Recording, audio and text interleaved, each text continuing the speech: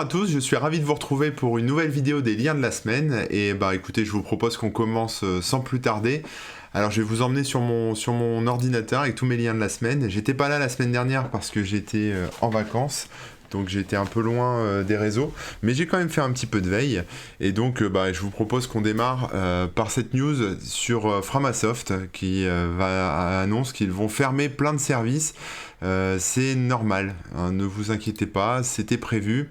Voilà, ils exposent toutes leurs raisons, etc. Donc évidemment, c'est pour se concentrer que sur les services qui sont vraiment intéressants, que les gens utilisent, et puis mettre de côté les choses un peu moins intéressantes. En tout cas, Framasoft l'a démontré. Il est possible de s'auto-héberger, il est possible de se détacher de Google. Voilà, ils l'ont montré, ils l'ont prouvé. Maintenant, c'est à vous après d'héberger vos propres choses. Des virus et des hommes. Donc ça, c'est un article sur, je me souviens plus, c'était la semaine dernière, sur le corona machin là, qui était intéressant. Ouais, c'était sur Linux FR, donc c'était sur le coronavirus, et ça parle un peu de maths en fait. Pour les scientifiques, vous voulez faire des maths, etc. Ça explique les méthodes de propagation du virus, donc à voir. Ensuite, qu'est-ce que j'ai ? J'ai évité les reboots non désirés sous Linux. Un article que j'ai écrit qui en fait propose un petit utilitaire qui s'appelle MollyGuard, qui permet d'éviter justement qu'il y ait des problèmes de reboot intempestifs. Qu'est-ce qu'on a d'autre ? Un article aussi qui explique comment installer Windows 3.11. J'ai le site qui... hop, avec la sidebar, voilà. Windows 3.11 sur macOS, Linux et Windows avec DOSBox. Voilà, j'ai fait un petit tuto là-dessus. Ça devrait vous occuper. C'est sympa de regoûter un peu à Windows 3.11. J'ai trouvé ça plutôt cool. Alors, qu'est-ce qu'on a d'autre ? Une interview de l'épidémiologiste Neil Ferguson. Alors, désolé, je suis très branché coronavirus en ce moment. Me demandez pas pourquoi, je surveille ça de près. L'instinct de survie, sûrement. Mais bon. Donc, j'ai pas mal d'articles qui parlent de ça, mais ce sont des articles que j'espère intéressants, avec des vrais gens qui savent des choses. Donc, allez voir, voilà. Lui, donc, c'est un épidémiologiste, je sais plus s'il est anglais ou américain, mais il explique en gros, voilà, c'est une interview, donc il dit beaucoup de choses pendant l'interview, c'est sur Coursera, donc c'est quelque chose de sérieux, c'est un mec qui s'y connaît, c'est un professeur, c'est pas un gars qui va vendre des choses. Et bon, il explique en gros que voilà, la méthode de calcul, c'est qu'en gros, pour un mort, il faut imaginer qu'il y a 1000 personnes infectées, mais infectées déclarées ou non, quoi, j'allais dire en convalescence, mais en incubation ou pas en fait. Donc voilà, j'ai trouvé ça intéressant, donc je l'ai partagé. Un article, une vidéo, pardon, publiée sur Invidios, qui, alors là j'ai mis le lien, ça va pas, elle doit être là, qui en fait parle de comment les puissants veulent museler Internet. Alors c'est une vidéo de Le Média, voilà, donc on aime, on n'aime pas, mais en tout cas ça peut être intéressant de voir un peu comment nos chères élites aimeraient censurer un peu Internet. Twitter qui lance un système de story, voilà, c'est en test, donc pourquoi pas, peut-être que Twitter va se transformer en Instagram ou en Snapchat, il y a un truc à jouer là-dessus, ça peut être intéressant. Les pesticides s'attaquent au cerveau des bébés abeilles, je sais même pas comment on dit. J'ai adoré, c'est triste. Les bébés abeilles, c'est trop gentil. Mais bon, on sait que les pesticides s'attaquent au cerveau des bébés abeilles. Et les bébés abeilles, je fais la liaison exprès, les pauvres, quoi. Donc voilà, donc allez lire si vous vous intéressez à tout ça. Mais bon, c'est prouvé, etc. Les pesticides, c'est mal. Et si ça s'attaque au cerveau des bébés abeilles, il y a de fortes chances que ça s'attaque à d'autres cerveaux. Ensuite, une vidéo, alors ça c'est un peu politique, je vais me mettre tous les fachos qui m'écoutent à dos, mais il y avait ce truc là avec les réfugiés qui mettaient des enfants au-dessus de la fumée, et il y a Check News, le site de Libération, qui vérifie si les infos sont des fake news ou des vraies news, qui vérifie, donc c'est un vrai travail de journaliste, c'est pas quelque chose de partisan, et qui explique qu'il y a une technique pour réduire les gaz lacrymaux dans les yeux, qui consiste à mettre de la fumée dans les yeux. Donc je sais pas ce qui est le mieux, la lacrymo, la fumée dans la tronche des enfants, mais en tout cas, voilà, c'est pas juste pour les faire pleurer et apitoyer les pauvres Européens que nous sommes. Ensuite, carte des meilleurs endroits du monde pour travailler. Oui, un petit article sur un site qui s'appelle Remote Family, que j'ai publié la semaine dernière, qui vous permet de trouver justement des endroits qui vous conviennent pour bosser en remote, donc à distance, en télétravail. Et comme le télétravail va devenir un vrai sujet, c'est le moment de choisir. Ça, c'est sur le coup du coronavirus encore. Il y a un article sur Presley qui parle un peu de ce que ça va nous coûter. Alors, c'est l'Université nationale d'Australie, donc c'est quelque chose de sérieux, une fois encore. Hein, c'est pas des articles à la con. Voilà, qui analyse tout le bordel et qui estime en termes de coûts combien ça va coûter à différents pays, et surtout en termes de morts. Je crois il y avait le chiffre là-dedans, il me semblait que j'avais vu 15 millions de morts autour de la planète, mais bon, un truc comme ça, à voir. Fish, le shell du futur des années 90. Le titre peut paraître un peu étrange, mais c'est un peu ce qu'ils mettent sur leur site en fait, parce que c'est vrai que les shells, voilà, ils ont mis ça. Finally, a command line shell for the 90s. Les shells Linux n'ont pas évolué depuis des années, depuis les années 70 à peu près, et donc Fish est nouveau, donc maintenant c'est celui que j'utilise par défaut. J'ai fait un petit tuto là-dessus, j'explique un peu comment ça marche, voilà, allez voir, c'est sur corben.info. Ensuite, Clermont-Ferrand, oui, il y a Simplon qui ouvre une formation en partenariat avec Microsoft pour tout ce qui est data, intelligence artificielle, et donc ils m'ont envoyé un mail et je relais l'info. Donc vous pouvez écrire à Aurélie Noisria si vous voulez intervenir en tant que formateur ou si vous voulez être recruté pour aller apprendre à faire de la data IA. Voilà, et c'est à Clermont-Ferrand. Un documentaire sur Vue.js. Voilà, Vue.js, c'est un framework qui est très utilisé.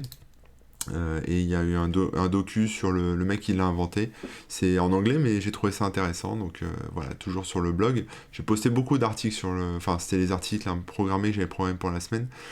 Netflix rend open source son outil Dispatch pour la gestion de crise. Alors, gestion de crise en ce moment, on pense pas forcément à la tech, mais ça parle de gestion de crise informatique. Hein. Donc ça s'interconnecte avec des outils comme Slack, Google Suite, Jira, etc.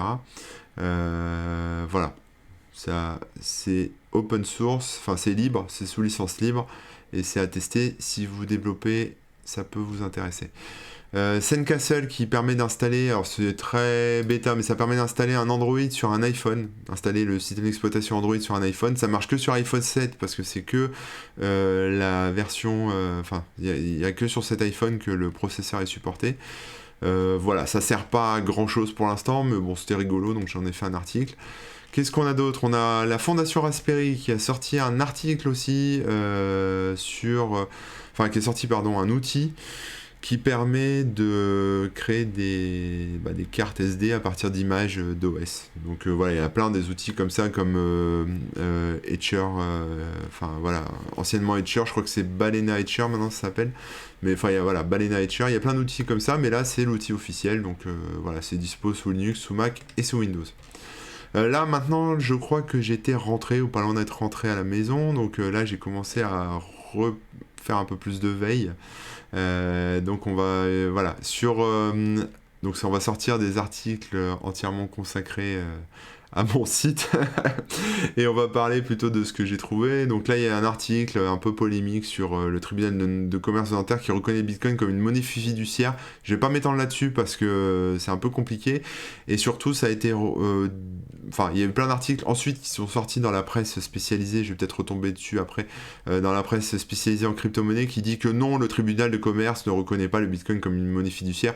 Donc là, on est sur un niveau de news à vérifier quand même. Donc voilà, j'avais tweeté ça, j'ai dû retweeter après derrière un autre truc qui contredisait le truc, donc on va voir ça.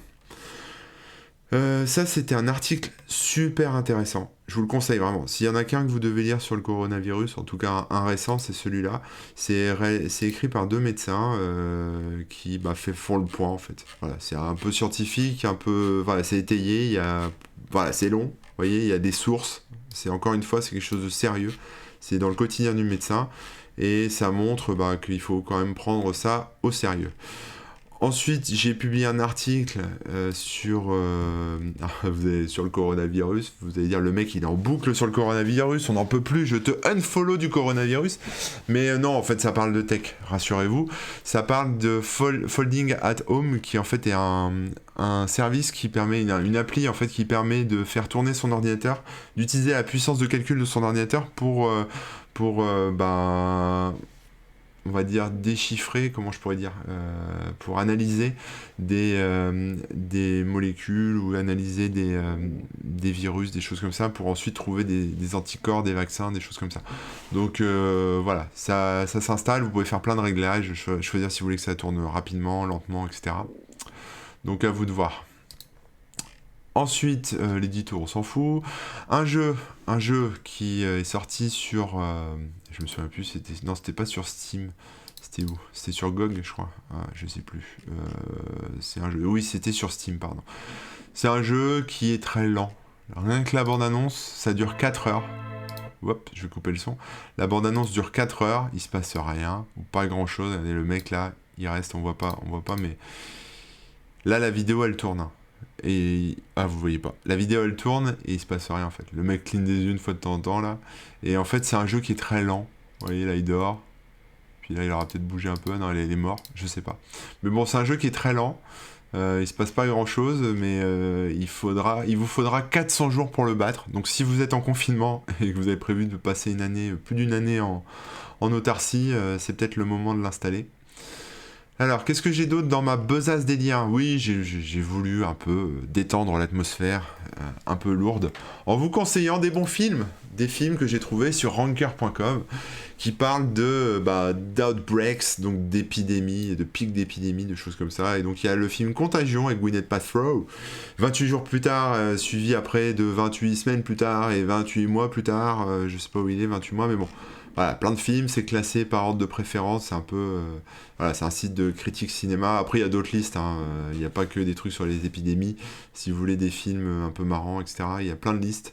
Donc ça peut valoir le coup d'explorer un peu. Voilà. What else? Ça, c'est un article... Alors, c'est pas un article, c'est un post de forum qui est sur mon forum, où il y a Keizako, qui est fidèle lecteur de Cormen.info, qui s'amuse depuis février 2019, bravo à lui, à lister plein d'astuces pour Linux.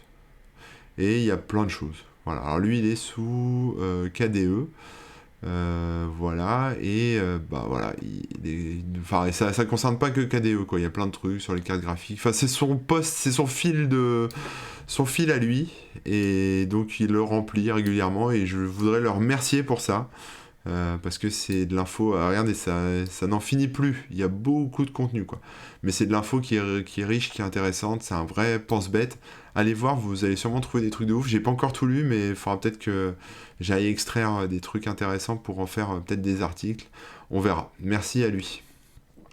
Qu'est-ce qu'on a d'autre? Wired qui a sorti un article qui explique comment des hackers peuvent cloner des clés de Toyota, Hyundai et Kia.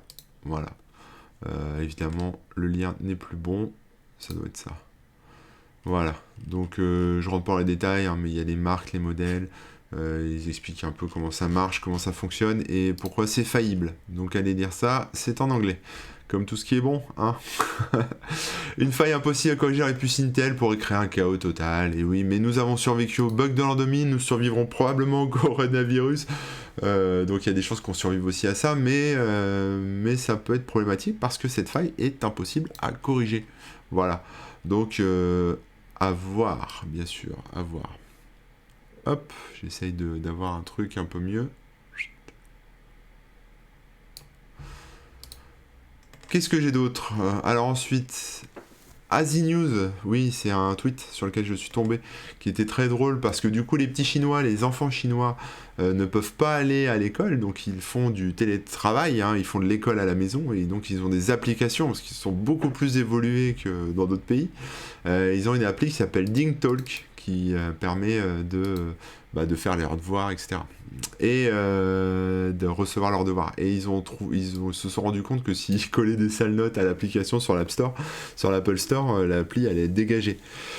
Donc ils s'en occupent. Voilà, ils mettent des mauvaises notes à l'application. Donc ils sont malins, les enfants sont formidables.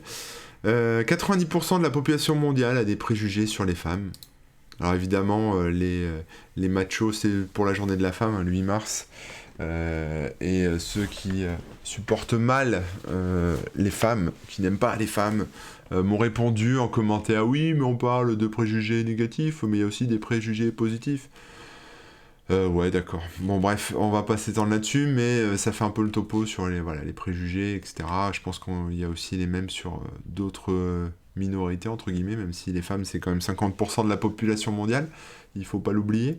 Donc voilà, allez lire ça. Et puis j'espère que vous avez passé une bonne journée de la femme qui, en fait, s'appelle la Journée internationale des droits de la femme. Donc il faut pas non plus... et puis voilà, faut pas déconner. Ouais, là j'ai trollé un peu parce que les Français passent 2h12 chaque jour sur Internet. Et là je me suis dit, mais c'est tout. Mais qu'est-ce que vous faites le reste du temps? Vous faites quoi? Faut regarder la télé ou quoi? C'est pas possible, arrêtez quoi. Internet c'est trop cool. J'ai sorti aussi un nouvel épisode de Parallèle qui est un podcast. Vous pouvez retrouver sur la chaîne YouTube, donc si vous avez vu cette vidéo, vous pouvez la retrouver, c'est la vidéo qui est juste avant celle-ci. Mais je l'ai aussi mis sur Ocha, donc sur diffusion sur Deezer, Spotify, voilà. Et donc dans cet épisode de Parallèle, dans ce 5e épisode, j'interviewe Politologue, qui est un site en fait où j'en ai déjà parlé en fait dans les précédents liens de la semaine, mais où il y a plein de data, d'open data qui sont compilés, et donc il nous explique le but de la démarche, ce qui se passe, et il y a quelques petits scoops dedans, notamment en ce qui concerne les chiffres du chômage, donc allez voir. Enfin, allez écouter plutôt. Je pense que ça devrait vous intéresser. Qu'est-ce qu'on a d'autre? Un tuto qui explique comment... Alors ça marche que sous Windows, j'ai pas trouvé sous macOS, mais qui explique comment, en décochant 2 cases, on peut lancer plusieurs VLC en même temps. Alors évidemment, si vous avez les yeux qui se croisent, c'est pratique, mais aussi ça peut être pratique si par exemple vous surveillez des caméras de sécurité ou plusieurs flux réseau, etc. Ça peut être sympa de se faire une petite mosaïque avec plusieurs fenêtres. Savoir si la fibre arrive dans votre immeuble. Et oui, c'est important. Et il y a l'ARCEP qui a mis en place une cartefibre.arcep.fr qui vous donnera toutes les indications et vous dira que la fibre n'est pas déployée chez vous. D'ailleurs, voilà, là on voit la couverture. Mais je crois que cette carte est pas nouvelle. Hein, mais, voilà. Ah oui, mise à jour tous les trimestres. Donc voilà. Mais il me semblait l'avoir déjà vu, cette carte. Ah oui, ils l'ont mise à jour, c'est pour ça. Donc c'est une nouvelle carte, mais elle est mise à jour. Vous voyez, on est encore loin en France d'avoir de la fibre partout, sachant que plus c'est clair et moins c'est dense en termes de couverture. Vous remarquerez que Clermont-Ferrand est pas trop mal et que toute la région lyonnaise, hein, je pense que lyonnaise et même du côté de Saint-Étienne, ils sont très bons quoi. Il y a des petits points. Alors il y a la région parisienne, dans le nord ils ont l'air très bons, dans l'est très bons. Alors ici les mecs autour de Saint-Étienne là. Montbrison, je sais pas, apparemment c'est des oufs de la fibre, mais c'est que des bleds. Donc bravo à eux. Et puis voilà. Dans le sud un peu aussi. Et puis sinon, le reste de la France, c'est très dispersé. Avec évidemment cette zone qui va du Luxembourg jusque Saint-Sébastien là en bas, qui est, jusqu'à Biarritz, qui est un peu désertique et un peu vide. Voilà. Donc si vous habitez là, force à vous les camarades. Qu'est-ce que j'ai d'autre dans ma besace? Coronavirus encore, putain, j'en peux plus de ce coronavirus. Oui, c'était une vanne sur Disneyland Paris qui continue d'ouvrir. Et j'avais fait une petite blague sur le nain Tchoum qui ne sera pas viré. Voilà, c'était nul, mais il faut comprendre que je ne dors pas beaucoup en ce moment. La bourse qui craque, on s'en fout. Parallèle, on s'en fout, j'en ai déjà parlé. Un détournement d'Adou. Alors ça c'est très drôle. Si vous ne connaissez pas Dadou, il fait... En fait c'est un mec qui est doubleur. Je suis tombé dessus, je crois dans une vidéo, je sais plus quoi. Je crois que c'était une vidéo de Cyprien, un truc comme ça. Et j'ai vu il parlait de ça, donc je me suis abonné à la chaîne du monsieur. Et c'est des petits clips, c'est moins long et moins chiadé que Mosinor, c'est un peu plus pipi caca. Quoique Mosinor c'était pas mal aussi dans le genre pipi caca. Mais bon, allez regarder, là ça reprend un petit extrait de Interstellar, et je ne vous en dis pas plus. C'est plutôt rigolo si vous aimez l'humour pipi caca comme moi. Des idées pour le 1er avril, pour Make Use Of, sur Make Use Of, mais pourquoi s'arrêter au 1er avril pour faire chier ses collègues? Il y a plein d'idées, donc vous pouvez par exemple faire tourner le... On voit pas bien là, hop, je vais m'en remettre comme ça, attendez. Voilà, vous pouvez par exemple faire tourner l'écran. Vous savez, rotation d'écran, vous pouvez afficher une fausse fenêtre de mise à jour, ça j'en ai déjà parlé, changer le fond d'écran, contrôler le clavier et la souris avec un autre périphérique que vous garderez discrètement sous la main qui sera associé avec l'ordinateur, changer les curseurs pour faire croire que l'ordi est toujours en train de ramer, changer les sons, ajouter des fautes d'orthographe. Celle-là, c'est celle qui m'a le plus plu, j'ai envie de dire. On peut ajouter des fautes d'orthographe dans l'autocorrect, donc vous pouvez vous amuser, voilà. Changer le comportement des icônes, par exemple tu lances le navigateur et puis ça va faire autre chose. Voilà, enfin bon, plein de trucs pourris comme ça que vous pouvez faire si vous avez envie de détendre l'atmosphère, mais ne tombez pas dans le harcèlement non plus. Ensuite, qu'est-ce qu'on a? L'homéopathie. Et si on se soignait par l'homéopathie? Alors c'est une vidéo humoristique, je le rappelle, qui ne va sûrement pas plaire aux aficionados de l'homéopathie, mais voilà, ça se moque un petit peu. Je vais couper le son, voilà. Ce qui veut bien dire que la science ne sait pas tout, voilà, ça tue, hein. Donc voilà, j'ai trouvé ça marrant, c'est Canal+ qui a fait ça, allez voir. Ensuite, coronavirus, toujours et encore, c'est le sujet de la semaine pour moi. Oui, les avions qui tournent à vide, forcément, parce qu'en fait, si les avions ne décollent pas, ils perdent leur créneau horaire. Et donc, comme l'idée, c'est de ne pas perdre les créneaux horaires, vu que plus personne veut prendre l'avion, parce que plus personne veut aller dans des aéroports et des endroits confinés avec des gens malades, les avions, la plupart sont vides. Donc, en fait, les compagnies aériennes s'amusent à les faire voler à vide. Voilà. Et je viens juste de voir, juste avant de lancer l'enregistrement de cette vidéo, que la Commission européenne, enfin, ou en tout cas un organisme européen qui s'occupe de la régulation aérienne, a décidé d'assouplir les règles et donc pour éviter ce problème-là. Donc ça a bas de buzzer dans la journée là aujourd'hui et puis ça a l'air d'aller mieux. Un article de Libération qui a été écrit par Perola Milman, qui est la directrice, j'allais dire une chercheuse, mais qui est plus que ça, qui est une directrice de recherche au CNRS.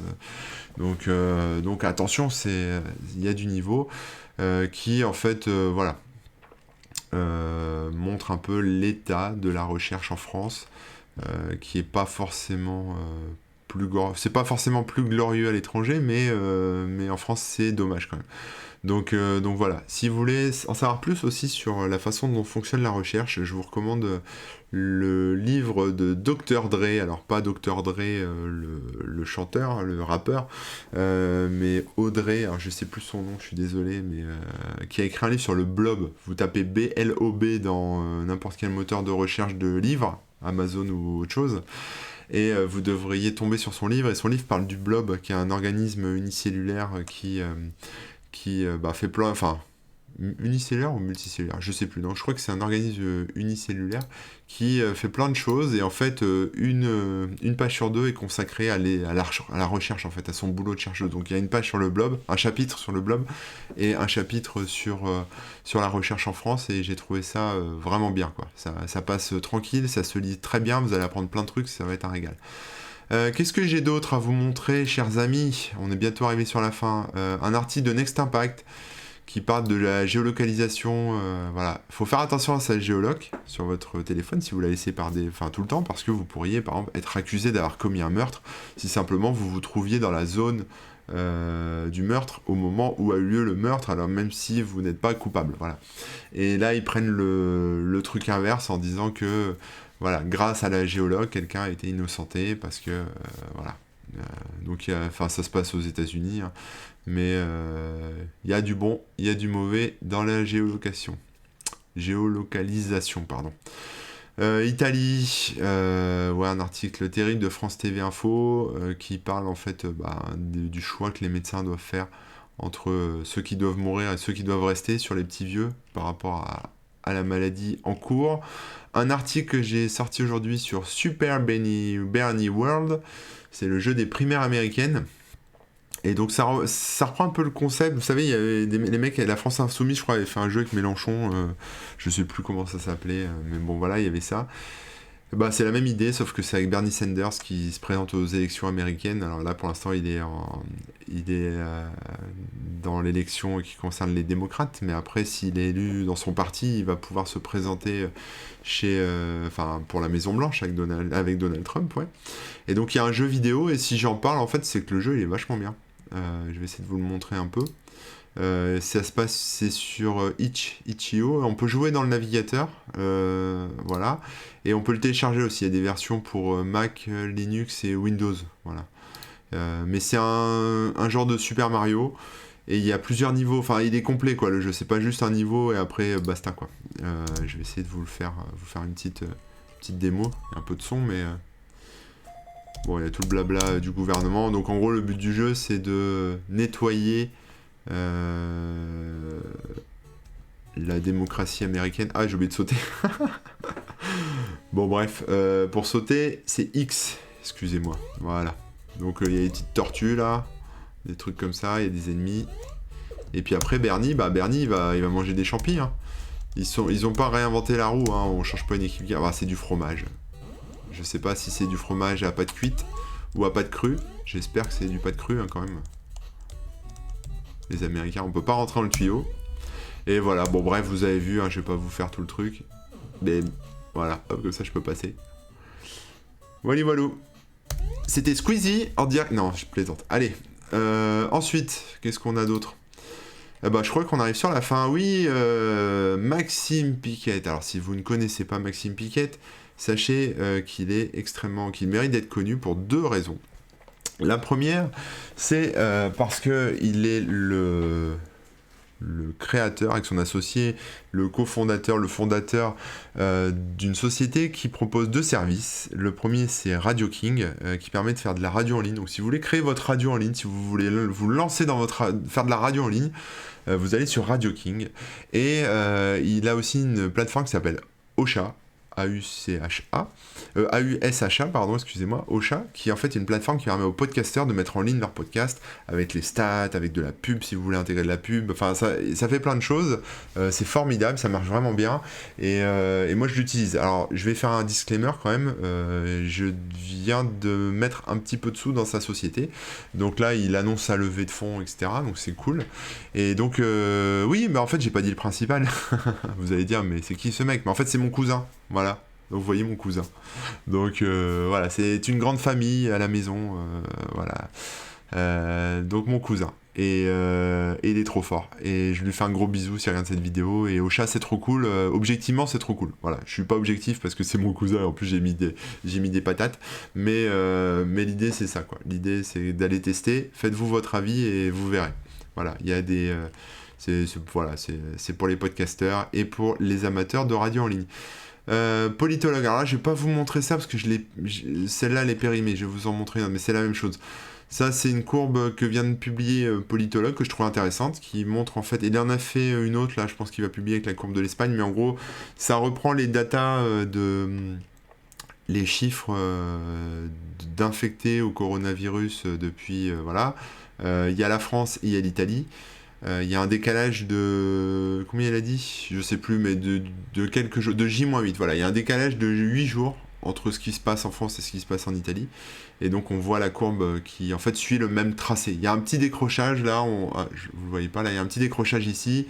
C'est pas très important, mais il y a des chances que dans 8 jours en fait, on soit dans ces eaux-là. Voilà. Donc c'est bien en fait parce qu'avec des stats open, on peut faire des estimations. Après, est-ce que les stats sont vraies, est-ce qu'elles sont fausses? C'est les stats donnés par les gouvernements, hein, donc italiens, par l'OMS, par tout ça. Donc après, lui, c'est pas son job de savoir si les données sont correctes ou pas, mais on part du principe qu'elles sont bonnes. Donc allez vous faire votre avis, refaites les calculs si vous voulez. Ouais, alors ça parle de Falcon Eye, qui en fait, c'est des satellites espions. Voilà, qui doivent être expédiés, et puis c'est un peu le bordel. Voilà. Il y a toute l'histoire là-dessus, c'est sur Clubic, et voilà, c'est rigolo. Enfin, c'est rigolo. Des choses en moins qui nous espionnons. Crescendo de Super Hacker. Donc ça, c'est un outil qui est donc disponible sur le blog de Super Hacker Steve. Donc je sais plus son nom, c'est Steve Davis, c'est ça. Et en fait, Crescendo, c'est un outil de monitoring pour macOS. Donc ça permet de voir un peu tout ce qui se passe, en fait, de voir en temps réel, en fait, l'utilisation des process, etc. dans macOS. Donc si vous faites un peu de debug, ou si vous faites un peu de... Comment ça s'appelle de reverse, d'analyse, etc. Vous pouvez aller le télécharger. C'est gratos et c'est sur GitHub. Je vous mets le GitHub. C'est Crescendo. Voilà, Crescendo. Ensuite, qu'est-ce que j'ai? Starlink. Ah oui, évidemment. Elon Musk, qu'on aime bien. Elon.